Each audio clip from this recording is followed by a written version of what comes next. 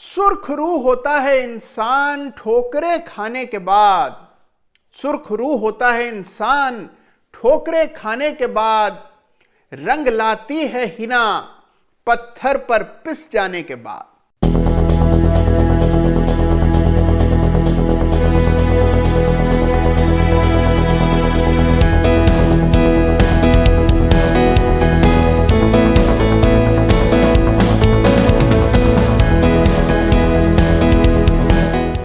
नमस्कार, जय Shri Ram. Chart of the week में आप सभी का फिर एक बार बहुत बहुत स्वागत है। देखिए, सफलता मिलती है, रंग जमता है पिसने के बाद, यानी कि संघर्ष और मेहनत के बिना कुछ भी हासिल नहीं होता, न जीवन में और ना ही शेयर बाजार में। बहुत से लोग समझते हैं कि शेयर बाजार की आमदनी इजी मनी है, आसानी से प्राप्त हो जाती है। सरासर गलत धारणा है ये। शेयर बाजार में there is no easy money. देखिए, पैसा कमाने के लिए मेहनत तो करनी ही होगी, और मेहनत से पीछे क्या हटना। तो याद रखिए, आज संकल्प करेंगे हम सभी मिलकर कि हम अपने एनालिसिस में पूरी जान झोंक देंगे, और अगर हम मेहनत करेंगे तो इस बात का यकीन रखिए कि उसके परिणाम आपको 100% मिलेंगे। तो आइए चलिए आज के चार्ट्स की चर्चा करते हैं। देखिए, बड़ा पशुपेश था, क्योंकि दो चार्ट्स इस सप्ताह मुझे विशेष पसंद आ रहे थे, और अंत में भी मैं तय नहीं कर पाया कि किसको रनर्स अप और किसको चार्ट ऑफ द वीक का खिताब मिलना चाहिए। तो दोनों ही चार्ट्स को इस सप्ताह चार्ट ऑफ द वीक का खिताब मिल रहा है। आप तय कीजिएगा कि इनमें से आपको बेहतर कौन सा दिख रहा है। तो इस सप्ताह के डबल धमाका चार्ट्स ऑफ द वीक की चर्चा करूं उससे पहले एक चीज आपको बताता हूं। ये दोनों ही चार्ट्स मुझे इस सप्ताह इसलिए पसंद आ रहे हैं क्योंकि इनमें असाधारण वॉल्यूम गतिविधि देखने को मिल रही है। देखिए, एनालिसिस में प्राइस को बहुत ऊंचे पायदान पर रखा जाता है, बहुत तरजीह दी जाती है, लेकिन अक्सर वॉल्यूम की अनदेखी हो जाती है, जबकि वॉल्यूम प्राइस की तुलना में ज्यादा महत्वपूर्ण होता है। तो हमेशा वॉल्यूम को इंपॉर्टेंस देनी होती है। इस सप्ताह एक नहीं बल्कि दो चार्ट ऑफ द वीक हैं, और इनमें पहला चार्ट ऑफ द वीक है केईसी इंटरनेशनल। जी हां, जो चार्ट मुझे पसंद आए उनमें जो पहला चार्ट है वो है केईसी इंटरनेशनल। देखिए, आरपी गोयनका ग्रुप की एक कंपनी है, बड़ी ही पुरानी कंपनी है, और आपको जानकर हैरत होगी कि जब भाखड़ा नांगल डैम बना था उसमें भी टावर बनाने का काम केईसी इंटरनेशनल ने 50 के दशक में किया था। तो पुरानी कंपनी है, आरपी गोयनका ग्रुप है, लगभग 13,000 करोड़ रुपए के आसपास का मार्केट कैप है। रेलवे इलेक्ट्रिफिकेशन का बड़ा कारोबार है, पावर ट्रांसमिशन डिस्ट्रीब्यूशन का काम है, ईपीसी कॉन्ट्रैक्ट का काम है। तो यह है कंपनी जो कि इस सप्ताह मुझे विशेष रूप से चार्ट पसंद आया। तो आइए चार्ट देखते हैं और समझते हैं कि यहां वॉल्यूम किस ओर इशारा कर रहा है।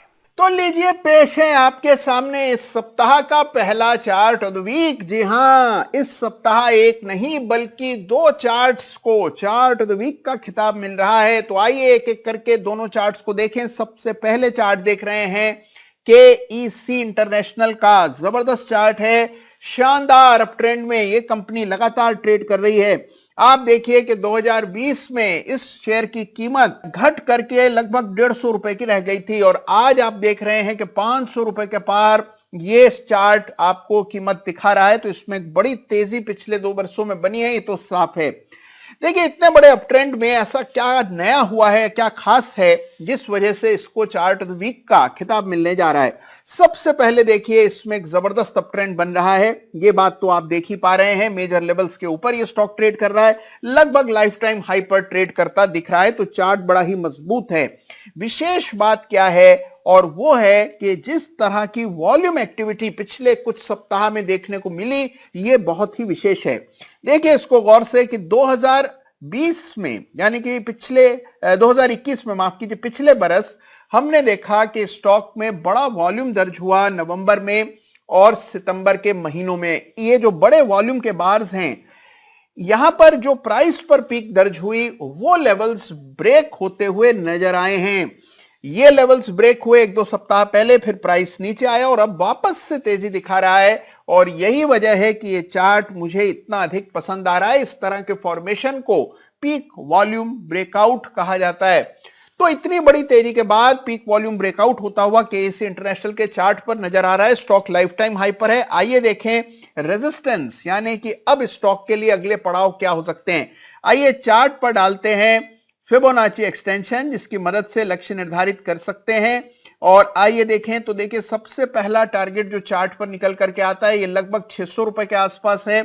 और इसके बाद फिर आपको एक बड़ा टारगेट 875 के आसपास दिखाई पड़ता है। तो ये दो फिबोनाची स्तर हैं जिनको ध्यान में रखना है जब आप केएससी इंटरनेशनल के चार्ट को खुद से स्टडी करें। तो देखा आपने कि पीक वॉल्यूम ब्रेकआउट होता हुआ दिखाई पड़ा केएससी इंटरनेशनल के इस शानदार चार्ट में, जहां लगातार हम कई महीनों से एक अप ट्रेंड देख रहे हैं और स्टॉक अपने लाइफ टाइम हाई लेवल्स पर ट्रेड कर रहा है। और अब बारी है दूसरे चार्ट ऑफ द वीक की। जी हां, इस सप्ताह एक टाई है। दो चार्ट्स हैं जो कि मुझे विशेष रूप से पसंद आए। तो आइए दूसरे चार्ट की चर्चा करते हैं। अब देखिए इस चार्ट का मिजाज पूरी तरह से अलग है। KSC international life time high के स्तरों पर ट्रेड कर रहा है, लेकिन यह दूसरा चार्ट लाइफ टाइम लेवल से बहुत दूर ट्रेड कर रहा है। स्टॉक का नाम है बॉम्बे डाइंग। जी हां, बॉम्बे डाइंग है इस सप्ताह का दूसरा चार्ट ऑफ द वीक। तो जी हां, बॉम्बे डाइंग, और बॉम्बे डाइंग बहुत ही पुरानी कंपनी है, किसी भी परिचय की आवश्यकता नहीं है। हम सभी ने बॉम्बे डाइंग के उत्पादों का इस्तेमाल कभी ना कभी अपने जीवन में किया है। 19वीं शताब्दी में बॉम्बे डाइंग की स्थापना हुई थी और अभी 21वीं शताब्दी है। तो आप सोचिए कितनी पुरानी कंपनी है बॉम्बे डाइंग। लेकिन इस कंपनी का स्वरूप, इसका कामकाज अब पूरी तरह से बदल चुका है। एक जमाने में यह कंपनी देश की सबसे बड़ी टेक्सटाइल कंपनीज में से एक थी, लेकिन अब यह कंपनी एक रियल एस्टेट कंपनी में तब्दील होती जा रही है और बहुत ही बखूबी ढंग से यह ट्रांसफॉर्मेशन होता हुआ दिख रहा है। तो बॉम्बे डाइंग है इस सप्ताह का दूसरा चार्ट ऑफ द वीक। तो आइए देखें बॉम्बे डाइंग के चार्ट में ऐसा क्या खास है और यहां वॉल्यूम किस तरह के हैं, आइए समझते हैं। तो अब चर्चा करते हैं इस सप्ताह के दूसरे चार्ट ऑफ द वीक की। जी हां, इस सप्ताह जो दूसरा चार्ट मुझे विशेष रूप से पसंद आ रहा है वो है बॉम्बे डाइंग। और बॉम्बे डाइंग का चार्ट आप देखें तो आप देखेंगे कि बाजार के अन्य चार्ट्स के मुकाबले ये चार्ट बहुत अलग है, क्योंकि देखिए ये स्टॉक लाइफ टाइम हाई पर ट्रेड नहीं कर रहा है। इसमें कोई बहुत बड़ी तेजी अभी तक नहीं बनी है, लेकिन एक बड़ा बेस जरूर बन गया है। गौर से इस चार्ट को देखें तो आप पाएंगे कि 2019 के बाद से इस बेस का निर्माण कार्य शुरू हुआ। 2019 के बाद से स्टॉक ने काफी समय लगाया यह बेस बनाने के लिए, और अब इस बेस की बुनियाद पर इमारत बनने का समय आता दिख रहा है। तो बॉम्बे डाइंग के चार्ट पर 110 के आसपास एक बड़ा कंजेशन था। कई सप्ताह से हम देख रहे थे कि ये लेवल्स पार नहीं हुए, लेकिन अंत में वो स्तर पार होते हुए दिखे। बड़ा ब्रेकआउट चार्ट पर आता हुआ दिख रहा है और यही वजह है कि बॉम्बे डाइंग का चार्ट मुझे इतना खास लग रहा है। और उसके अलावा जो सबसे अहम कारण है इस चार्ट को चुनने का, वो है जो हाल फिलहाल में पिछले कुछ महीनों में जबरदस्त वॉल्यूम का जमावड़ा देखने को मिल रहा है, जिसको वॉल्यूम क्लस्टर कहते हैं। ये अक्यूमुलेशन की ओर इशारा कर रहा है। इसका मतलब नीचे के स्तरों पर बड़े पैमाने पर अक्यूमुलेशन संपन्न हो चुका है। अक्यूमुलेशन मतलब जब बड़े इन्वेस्टर्स शेयर को धीरे धीरे करके एकत्र करते हैं, वो प्रक्रिया समाप्त होते हुए दिख रही है। अब सवाल कि अगली अड़चने चार्ट पर कहां नजर आती हैं, तो आप भी पहचान गए होंगे, लेकिन मैं फिर भी मार्क कर देता हूं। देखिए पहली रेजिस्टेंस 140 के आसपास है। 140 का लेवल काफी अहमियत रखता है। ये लेवल पार हुआ तो स्टॉक में आपको 3 साल का एक बड़ा ब्रेकआउट देखने को मिलेगा। इसके बाद फिर एक ब्रेकआउट आएगा। अगला रेजिस्टेंस जो चार्ट पर नजर आता है वो 210 रुपए के आसपास है, और फिर एक बड़ा रेजिस्टेंस है जो कि स्टॉक के लिए सबसे अहम रेजिस्टेंस का काम करेगा, और यह है लगभग 300 रुपए के आसपास। तो देखिए 3 स्तर हैं जो जहन में रखने हैं, 140, 200 एंड 300। इन स्तरों को जहन में रखिए, चार्ट को आराम से तसल्ली से स्टडी कीजिएगा। इस सप्ताह का दूसरा चार्ट ऑफ द वीक है बॉम्बे डाइंग। तो देखा आपने कि बिल्कुल ही अलग तस्वीर वॉल्यूम की इस चार्ट पर देखने को मिल रही है। दो चार्ट्स और दोनों में वॉल्यूम की बड़ी भूमिका है, लेकिन अलग अलग तरह से वॉल्यूम को देखना होता है।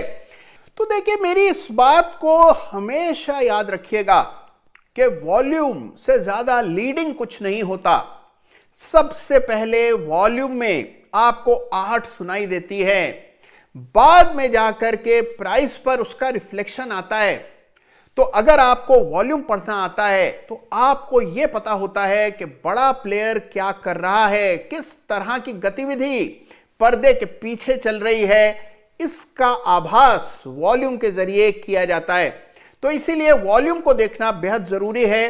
अपने एनालिसिस का हिस्सा वॉल्यूम को बनाइए और इसी वजह से, इसी मकसद से आज ये दो चार्ट्स मैं आपके लिए लेकर के आया हूं। दोनों को स्टडी कीजिएगा और मुझे यह भी बताइएगा कि आपके हिसाब से विनर कौन सा है, दोनों में से ज्यादा बेहतर चार्ट आपकी समझ में कौन सा है, जरूर कमेंट में लिखिएगा।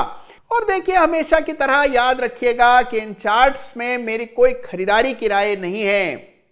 वॉल्यूम की कितनी अहम भूमिका है एनालिसिस में, यह बात आपको ठीक ढंग से समझ आए, इसीलिए ये चार्ट इस सप्ताह चुन करके मैं आपके लिए लाया हूं। तो आप सबसे मेरा निवेदन है कि तुरंत प्रभाव से इस चैनल को सब्सक्राइब करें, इस वीडियो को लाइक करें, अपना ख्याल रखें और लगातार मेहनत करते रहें। जय हिंद, जय भारत।